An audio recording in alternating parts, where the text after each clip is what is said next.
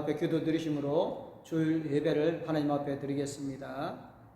오라 우리가 여호와의 산에 오르며 야곱의 하나님의 전에 이르자 그가 그의 길을 우리에게 가르치실 것이라.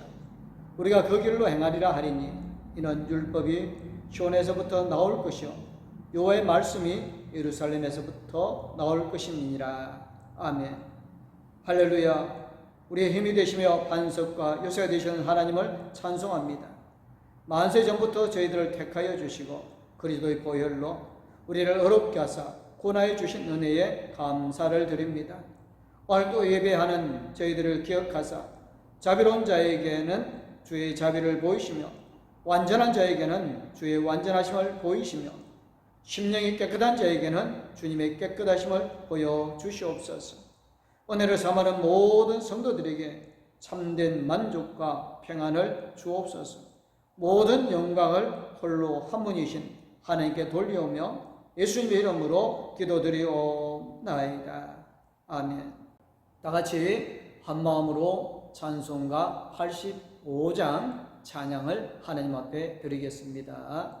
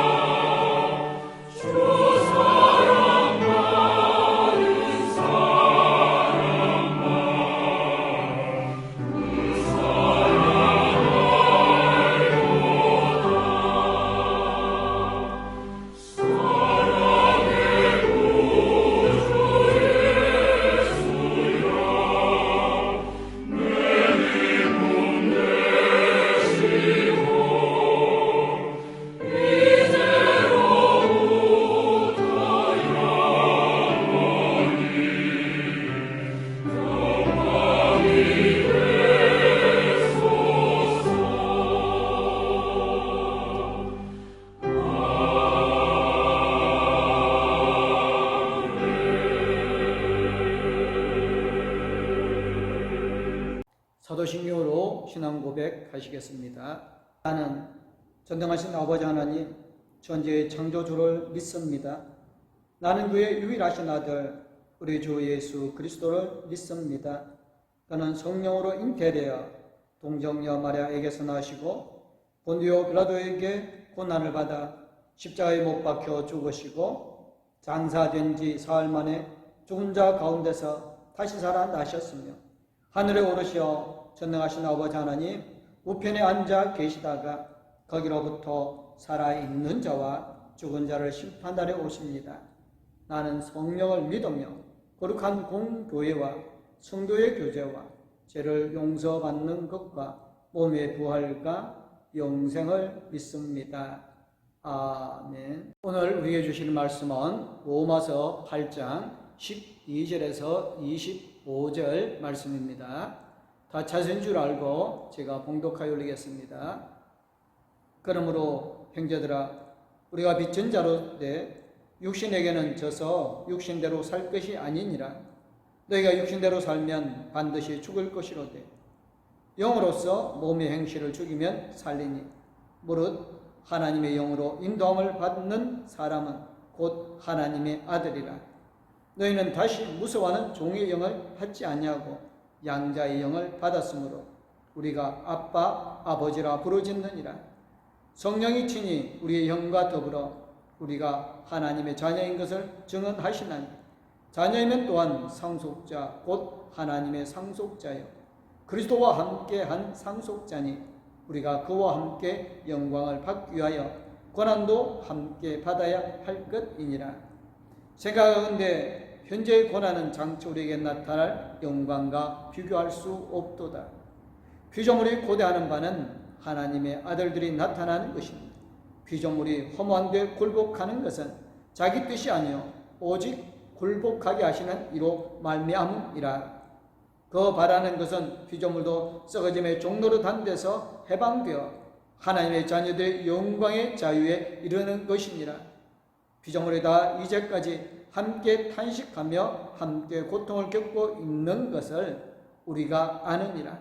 그뿐 아니라 또한 우리 곧 성령의 처음 익은 열매를 받은 우리까지도 속으로 탄식하여 양자될 것 곧 우리 몸의 속량을 기다리느니라. 우리가 소망으로 구원을 얻었음에 보이는 소망이 아니니 보는 것을 누가 바라리요.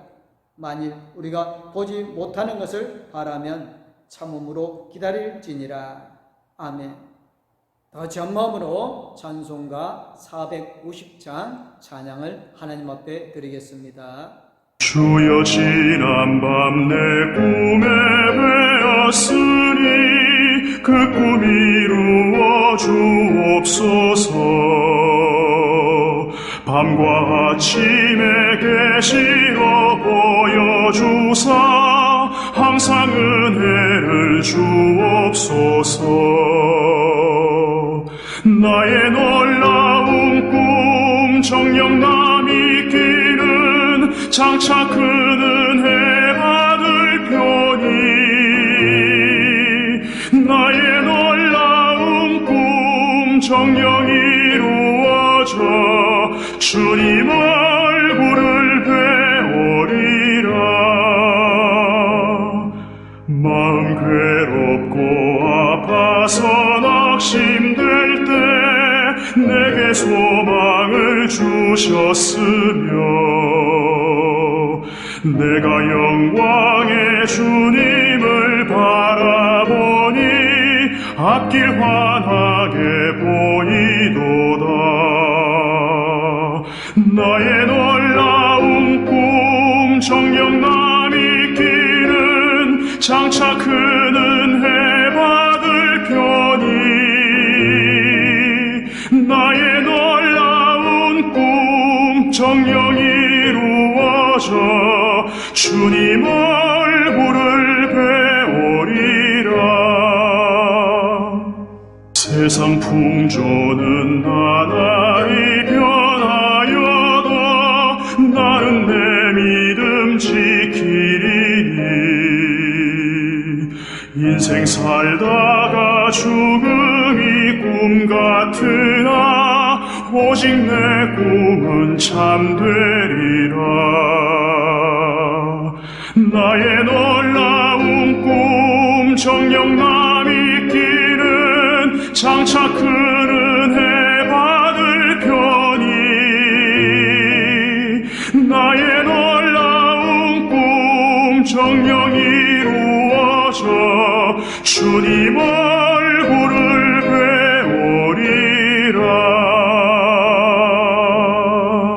뵈오리라. 제주도에는 곶자왈이라는 숲이 있습니다. 이 숲은 정글과 같이 우창한 나무와 식물들이 많이 자라고 있는데 종종 칡나무 덩굴과 등나무 넝쿨이 큰 나무들을 감싸 올라간 모습들을 볼 수가 있습니다. 칡넝쿨이 햇빛을 받기 위해서 큰 나무들의 몸통을 감싸고 올라가면 뒤이어서 등넝쿨이 그 큰 나무의 칡넝쿨을 반대 방향으로 감아 올라갑니다. 나중에는 등나무가 칡넝쿨을 모두 감싸면 칡나무가 햇빛을 받지 못하고 죽습니다. 그러면 다른 칡넝쿨이 등덩굴을 감싸 올라가 등나무를 죽입니다. 이처럼 칡나무와 등나무가 뒤엉켜 싸우는 모습과 서로 꼬여 불교로운 상황을 갈등이라 쓰는데, 갈은 칡을 의미하고 등은 등나무를 의미합니다. 사람들은 종종 선택 앞에서 갈등할 때가 있고 꼬인 인간관계 때문에 갈등할 때도 있습니다. 모세는 문제가 생길 때마다 하나님께 기도의 무릎을 꿇었습니다. 우리도 갈등하는 모든 문제를 가지고 하나님 앞에 나아갈 때 모세에게 응답하신 하나님께서 우리에게도 응답하여 주실 줄 믿습니다. 오늘날 대부분의 사람들은 하늘에 속한 것보다 육신에 속한 일에만 관심이 있습니다. 하지만 이렇게 육신의 일만 쫓아 사는 것은 허망하고 결국 사망에 이르게 되는 것입니다. 왜냐하면 육체의 생각은 하나님과 원수가 되는 것이고 하나님의 법에 굴복하지 않을 뿐만 아니라 할 수도 없기 때문입니다. 따라서 육체의 지배를 받는 자의 생활은 하나님을 기쁘시게 할 수 없습니다. 바울은 육에 속한 자가 되지 말라는 말로 성도들에게 경계하고 난 뒤 곧이어 그들에게 믿음과 위로를 주는 말을 하고 있습니다. 곧 그 마음에 예수님을 영접한 사람은 그 출신 성분상 성령의 사람이라는 것입니다. 그리스도께서 우리 안에 계시면 우리의 몸은 자기의 죄값으로 인하여 죽은 것이지만 죽었던 우리의 영은 예수님의 의로 살아나게 되어집니다.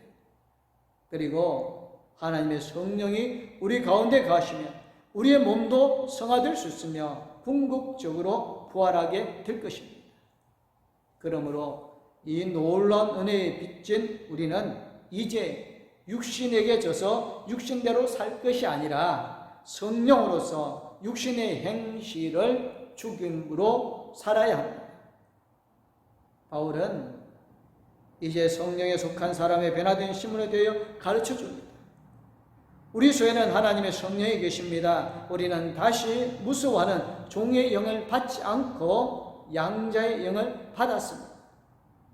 로마의 양자법에 따르면 양자가 되면 우선 그가 액 가정에서 가지고 있던 모든 의무와 권리를 완전히 사라진 대신 새 아버지를 친아버지라고 부르면서 새 아버지가 부여한 권리와 의무를 가지게 된다고 합니다.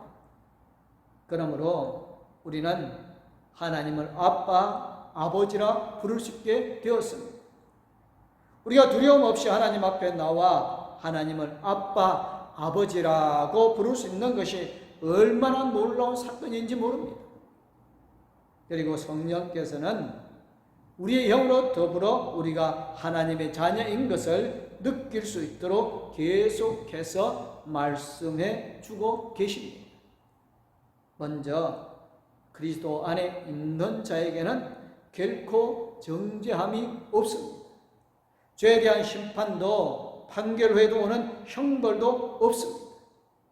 우리는 본래 죄인이었지만 무죄가 선언된다는 것입니다. 그렇다면 구원받았다고 해서 하나님이 선언하는 것으로 모든 것이 끝나는 것은 아닙니다. 그 이후에도 우리는 하나님의 뜻에 따라서 이 땅에서 살아가야 합니다. 우리는 자신이 정말 그리스도 예수 안에 있는지를 확인해야 합니다.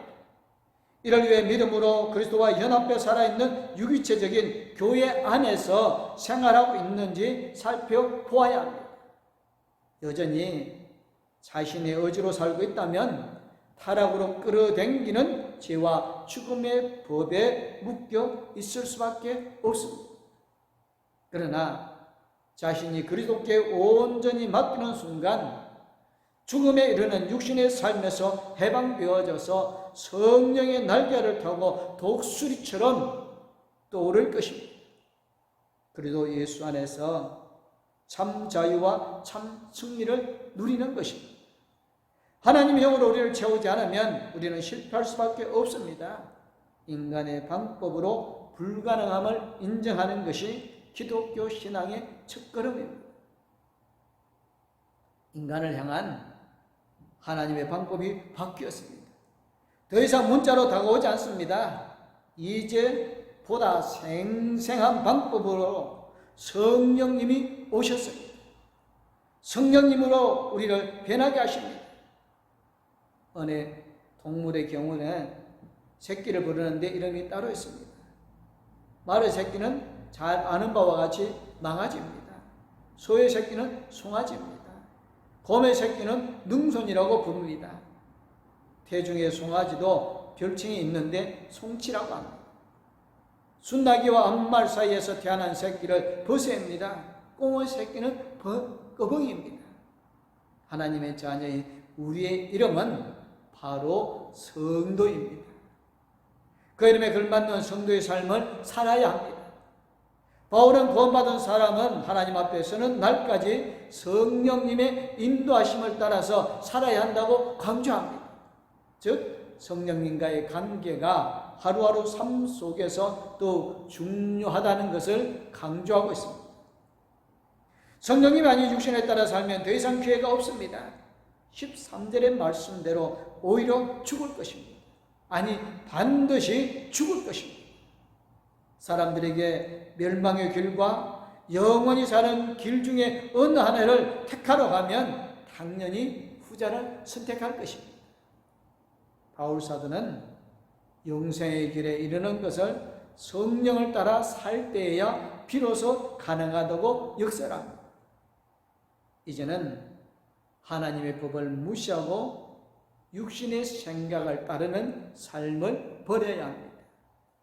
지금 우리 사이에는 다른 이들의 욕심을 채워나가는 속도에 미처 쫓아가지 못한 사람들이 내뱉는 단말모와 더욱 요란하게 울리는 듯합니다. 생존의 터전에서 절망의 나락으로 떨어져 먹고 사는 것조차 아슬아슬한 사람들이 내뱉는 절규도 더욱 커지는 시대입니다. 육신의 생각에 사로잡혀 살아가는 사람들이 만들어낸 안타까운 결과입니다. 육신의 생각은 우리 사이에 만연해 있는 비교의식과 경쟁의식을 더욱 부추깁니다. 행복과 편리라는 것을 표방하지만 그 실상은 생명의 가치를 짓밟는 결과들만 생산할 뿐입니다. 지금은 혼돈의 시대입니다. 선함과 악함이 뒤섞여 있습니다. 모든 것이 분명하면 또 확실하게 하나님을 의지하며 신앙생활을 할 텐데 세상을 보면 분명한 것이 없습니다. 그러나 이 악한 세대 가운데 선한 하나님의 사역이 시작되었습니다. 그러니 우리는 그 하나님의 올바른 관계를 맺으면 됩니다. 하나님이 먼저 우리를 부르셨고 우리를 향한 영원한 약속을 세우셨습니다. 우리가 먼저 하나님과 관계를 이어나가면 되어집니다. 그러면 하나님과 굳건한 관계를 위해서 우리는 하나님의 영으로부터 인도함을 받아야 합니다. 육으로 인도함을 받는 것이 아닙니다. 우리는 육신에 속해서 살기 때문에 육신의 일을 우선 주목합니다. 그러나 하나님은 육신의 일로는 하나님과 관계가 형성되지 않는다고 말씀하십니다. 하나님의 영으로 인도함을 받은 삶은 몸에 익혀야 합니다. 그래야 사이가 강요하는 비교와 경쟁의 방식이나 자신의 욕망을 따라 사는 방식으로부터 해방된 삶을 살 수 있는 것입니다. 인간을 비롯하여 모든 피조물은 아담의 불순종으로 인해 허무한 상태, 즉 혼돈과 좌절과 부패의 상태에 이르렀습니다. 결국 영원한 멸망에 이를 수밖에 없는 상황에 처해 있습니다. 창조주이신 하나님께서는 모든 피조물이 타락 이후에 혼돈과 부패 상태로부터 해방되어 원래 상태로 회복되어지기를 원하십니다. 이 일은 하나님의 영광스러운 자녀들을 통해 이루어질 것입니다. 오늘을 사는 우리에게 희망은 성령님 한 분뿐입니다. 인간이 하나님의 자녀이지만 아직 모든 것이 끝난 것은 아닙니다. 여전히 흔들리고 고민합니다. 유혹에 노출되어 있습니다. 그러나 앞서가신 예수님의 모범이 되셨습니다. 처음 익은 열매가 있으니 그 다음도 기대할 수 있습니다. 성령님께서는 감시자가 아닙니다. 인간으로서의 자유를 싫어하는 사람은 없습니다. 불필요한 간섭이나 명령이 유쾌할 리가 없습니다. 그런데 성령님은 우리에게 주셔서 우리의 행동을 인도하신다는 바울의 말은 자칫 잘못하면 성령님이 우리를 24시간 감시하며 행동을 제약한다는 소리로 들릴 수도 있습니다. 인간은 이미 종의 노예로 산 경험이 있습니다. 죄의 종으로 살면서 비참해 지경에 이르렀던 존재들입니다. 성령님도 강제로 우리를 노예로 삼아 이리저리 끌고 다니시지 않습니다. 성령님은 우리를 오히려 지켜주십니다. 우리는 고립되어 있지 않습니다. 하나님 우리를 사탄의 준동이 심한 이 세상에서 홀로 두지 않으셨습니다. 성령님을 보내셔서 우리를 도우십니다. 성령님의 인도하심을 기꺼이 받아들여야 합니다. 성령님은 우리를 감시하지 않으십니다. 인간의 자유를 힘으로 구속되어야 하는 영도 아닙니다. 오히려 사탄의 공격으로부터 우리를 구해 주십니다. 이런 성령님의 도움을 받아들여야 합니다. 하나님은 인간에게 자유를 주셨습니다. 성령님의 강력한 역사심 속에서도 그 인간성을 잃게 하지 않으셨습니다.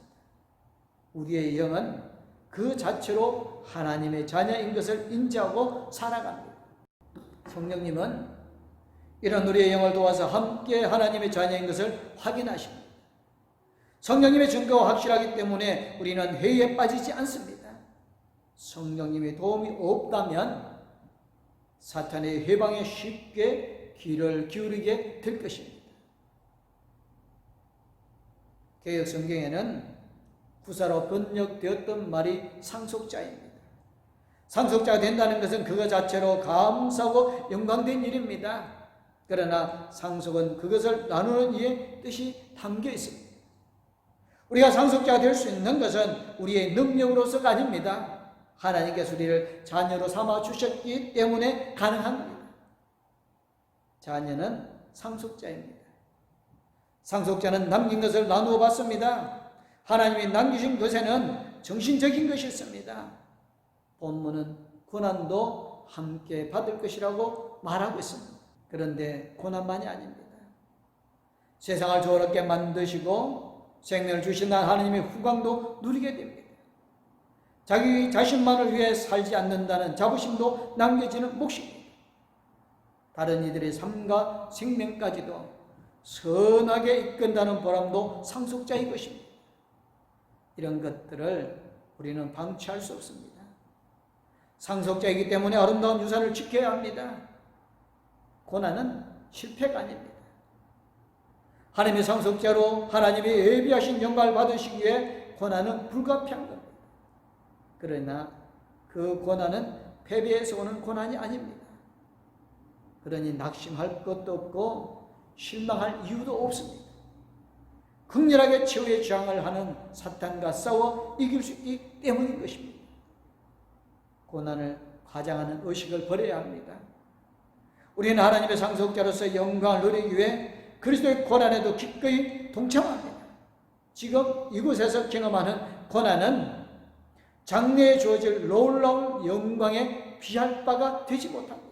그러니까 하나님의 사람으로 살아감으로써 주어지는 지금의 고난에 일비하지 말고 결국 영화롭게 하실 하나님의 계획이 완성되는 그날을 소망하며 하루하루 살아가야 합니다.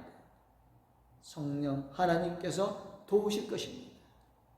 소위 믿음이 좋다고 하는 사람들 중에서 현실을 경배하는 태도를 가진 이들을 종종 만날 수 있습니다. 이 땅의 모든 것이 무의미하고 허무하다는 것입니다. 그러나 사실 이런 의식과 태도는 바람직하지가 않습니다. 하나님의 뜻은 사랑과 평화, 정의와 같은 하나님의 나라의 가치들의 믿음의 사람들을 통해서 이 땅 가운데 실현되어야 한다는 것입니다. 하나님께서는 사람뿐만 아니라 다른 피조물도 썩어짐의 종노릇으로부터 해방되어 영광의 자유에 이르기를 원하십니다. 고난에 대해 깊이 묵상하고 바르게 성찰할 필요가 있습니다. 자신의 기질이나 자신의 성격, 자신의 습관 때문에 당하는 어려움을 십자가를 지는 것이라거나 고난을 당하는 것이라고 하며 신앙으로 둔갑시키는 것은 바르지 못한 것입니다. 특히 자신이 원하는 대로 사회 경제적 활동을 하다가 당하는 어려움을 그리스도의 고난에 참여하는 것이냐 생각해서는 절대로 안 됩니다.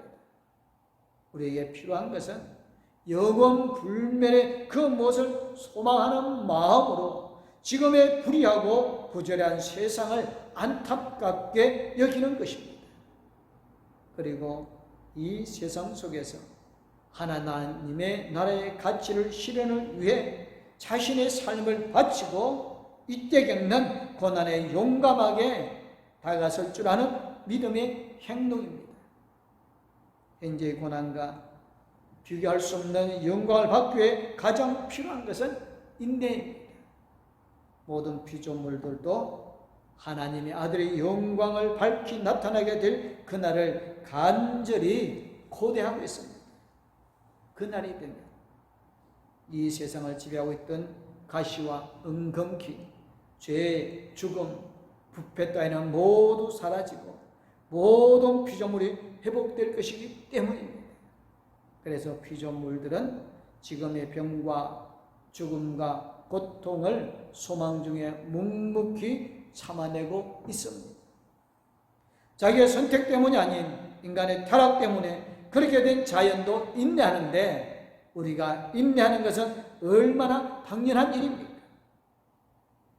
게다가 우리는 성령을 받음으로 장초월 영광에 미리 시식까지 한 사람들입니다.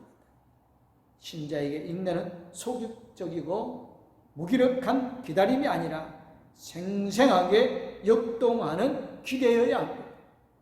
우리는 더 이상 고난을 두려워할 필요가 없으며 기도 응답이 늦어진다고 원망할 이유도 없습니다. 하나님께서 가장 아름다운 일을 이루어가고 계시기 때문입니다. 우리는 그 하나님을 믿음으로 우리의 현실의 조그마한 어려움을 믿음으로 극복해 나아가는 성도님들이 되어주시기를 주님의 이름으로 축원합니다. 성령님의 인도함을 받아야 진정한 하나님의 아들이 되어지는 것입니다. 우리 봉독교회 모든 성도님들 오직 성령님의 인도함을 받아 이 땅의 삶이 하나님의 자녀의 삶으로 나아갈 수 있기를 주님의 이름으로 축원합니다. 아멘. 기도하겠습니다. 사랑의 하나님, 때로는 세상이 어렵고 힘든 고난이 있지만 핍박, 환난이 있지만 성령님의 인도함을 받고 성령님의 인도함을 따라가는 거룩한 성도들이 되어지므로 장차올 하나님의 영광을 바라보며 나아가게 하여 주시옵소서. 육신의 생각, 사회적인 것들은 다 내려놓고 오직 하나님의 성령의 인도함을 받는 지혜롭고 복된 성도들 되어지게 하여 주심을 믿사옵고 거룩하신 우리 주 예수 그리스도의 이름으로 기도드리옵나이다. 아멘. 이제는 우리를 죄에서 건져 구원하여 주시고 우리에게 새 생명을 주신 우리 주 예수 그리스도는 항상 우리와 함께 계시며 우리의 힘과 능력이 되어주시는 하나님의 그 큰 사랑, 우리 나아갈 길을 의와 생명의 길, 구원의 길, 축복의 길로 인도해 주실 성령님의 감화 감동, 위로 교통 충만하심, 성령님의 인도를 받으며 살아가기를 원하는 봉독교의 모든 성도님들과 가족들 위해 이제부터 영원토록 함께하기를 간절히 축원하옵나이다. 아멘.